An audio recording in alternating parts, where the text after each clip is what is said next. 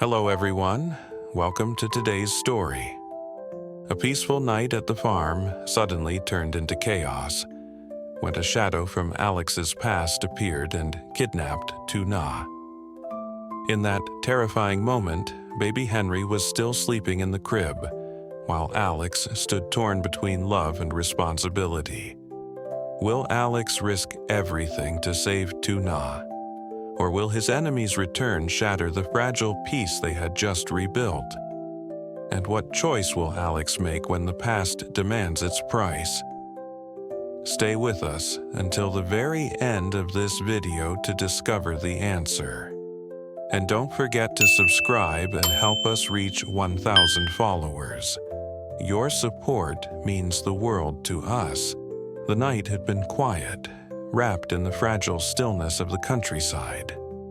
The fan turned slowly in the small house, and baby Henry slept in the crib Alex had brought earlier that day. But suddenly, the calm cracked. The door burst open, and a shadow from Alex's past stepped inside. His enemy, a man whose face carried the weight of old betrayals, had returned. He did not speak much. His presence was louder than any words. Tuna's startled cry filled the air as rough hands pulled her away from the doorway. Her eyes, wide with terror, locked onto Alex's. It was not a scream that shattered Alex, but that silent plea. "Don't let go." Henry stirred faintly in his crib, his small chest rising and falling, unaware of the storm erupting around him. Alex froze for a moment, his heart tearing into two. One part urged him to protect the child who represented fragile peace. The other pushed him to save Tuna before she was swallowed by the darkness. The wooden beams of the house seemed to close in, the creak of the floorboards echoing like a countdown. The enemy's voice cut through the silence, low and bitter. "This is the price you pay, Alex." And just like that, Tuna was dragged into the night, her figure fading into shadows and dust. Alex stood rooted, the sound of Henry's soft breathing pulling him back, his fists clenched, his eyes burning with fury and fear. In that suffocating stillness, a single thought thundered inside him. If I lose her now, I lose everything. The choice lay before him, sharper than any blade. The house was silent now, yet its silence carried the weight of absence. Tuna's laughter, her voice calling Henry's name, gone, leaving only the hollow sound of wind rattling the windows. Henry whimpered once in his crib, his small fists curling in sleep, unaware of the void that had opened. Alex sat at the edge of the bed, his body still trembling from the moment he failed to act. Memories bled into his thoughts. The time Tuna trusted him to protect Henry, her fragile smile when she whispered gratitude for his care. Tonight, those memories became wounds. "I promised I would never let anything happen to you," he thought, his chest tight with shame. Every breath carried the bitter taste of regret, and the air itself seemed heavy, pressing him down. The enemy's face haunted him, a ghost of unfinished chapters, a reminder of past choices left unresolved. Alex knew that this kidnapping was not just violence. It was a message, a cruel reminder that peace was fleeting, that his sins had found him again. Outside, the night stretched wide and unforgiving. The cicadas screamed like restless souls. Each sound only deepened Alex's fear that Tuna was slipping farther away with every passing second. He closed his eyes, listening to Henry breathe, and felt the fracture inside him grow. Father, protector, lover, sinner. All those roles collided, leaving him on the edge of collapse. Yet, even in despair, a spark remained. Regret could drown him, or it could sharpen him. The silence was unbearable, but in it, Alex began to hear something else. A call to rise, to act, to mend the fracture before it consumed everything he loved. Morning light filtered through the thin curtains, painting the room in muted gold. Alex had not slept. He carried Henry in his arms, swaying gently, as though the rhythm could soothe his own fractured heart. Every time the baby stirred, Alex whispered promises into the quiet, promises he feared he could not keep. When he finally returned home to change, his mother was waiting. Her eyes, lined with years of worry and wisdom, studied him. "You look haunted, my son," she said softly. Alex lowered his gaze, unable to hide the storm inside. He told her fragments of what had happened, omitting the darkest details but unable to mask his trembling voice. His mother placed a hand on his shoulder, grounding him. "Family is not built on strength alone, Alex. It is built on forgiveness and the courage to face what returns to us." Her words carried the weight of someone who had endured her own storms. She reminded him of Badieu, Tuna's former mother-in-law, how her actions, though wrong, had sprung from love twisted by loss. Alex felt the truth of it. The line between love and harm was fragile, and now he stood in its shadow. He realized his enemy's cruelty was not only to hurt him, but to tear apart the fragile family he was trying to build.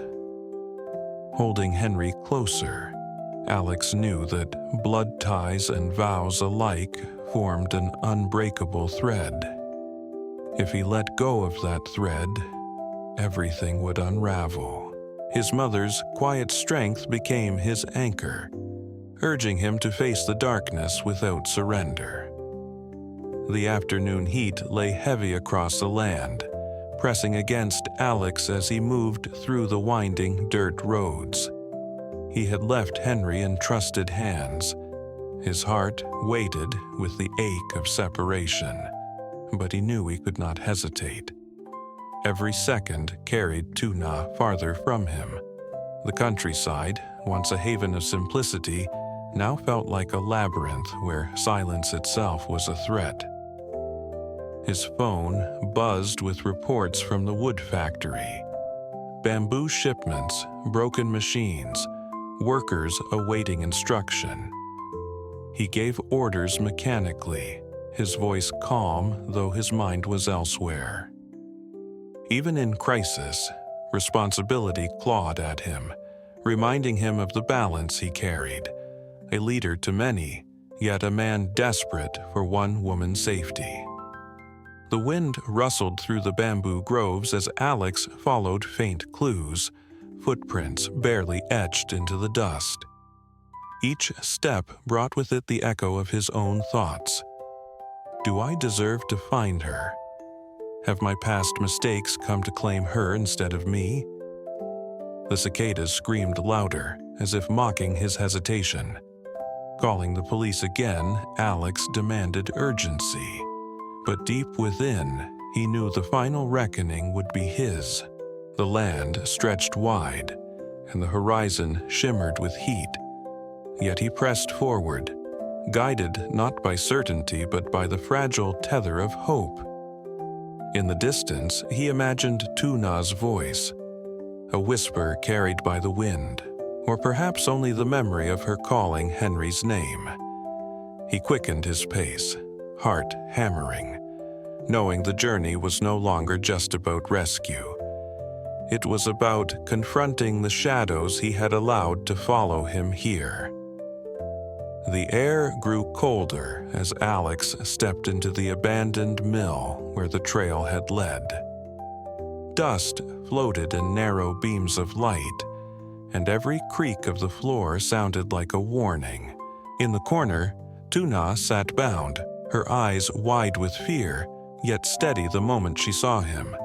That gaze, equal parts terror and trust, pierced Alex deeper than any blade could.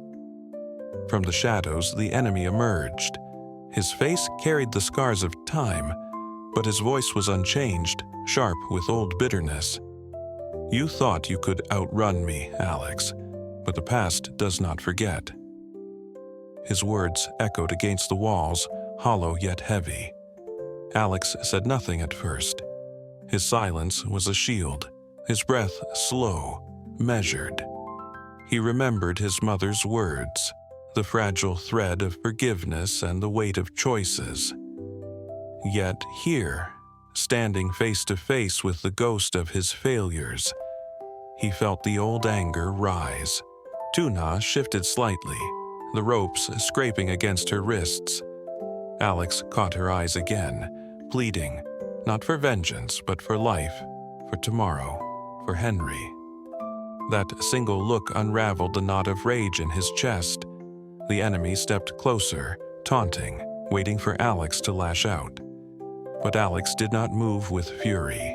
Instead, he stepped forward with calm resolve, his voice low and steady. "You've had your hold on me long enough. Tonight, it ends." In that charged silence, the battle was not fought with fists or weapons, but with willpower. The strength to protect without destroying, to stand without surrendering to the darkness that once defined him. The ropes fell away from Tuna's wrists with a soft snap, the sound almost fragile against the heavy stillness of the mill. She clung to Alex for a heartbeat, her trembling body pressing into his chest, the faint scent of smoke and dust lingering on her skin. Relief washed over him, yet his gaze never left the enemy who lingered in the shadows, still burning with defiance. The police burst in, their voices sharp, boots striking the ground like thunder. In an instant, the room shifted. Hands grabbing, weapons lowered, the enemy subdued. It should have felt like victory, but Alex's heart remained restless. Anger pulsed through him, urging him to demand punishment, to end this cycle of pain with force. Then he looked at Tuna, her tear-streaked face turned upward, eyes reflecting both fear and fragile hope. Behind her image, Henry's sleeping face flickered in Alex's mind, the tiny chest rising and falling, the innocence untouched. What would vengeance teach his son? What weight would such hatred place on their fragile tomorrow? He took a step back, breathing deep. "Let the law deal with him," Alex said, his voice firm though quiet. His choice was not weakness. It was defiance against the very darkness that sought to consume him. Later, as they walked out into the open air, Tuna leaned against him, whispering, "Thank you." Alex held her close, whispering back, "For you and Henry, I choose peace." And for the first time that day, he felt the weight lift, not erased, but transformed. The sun was sinking when Alex and Tuna returned to the farm.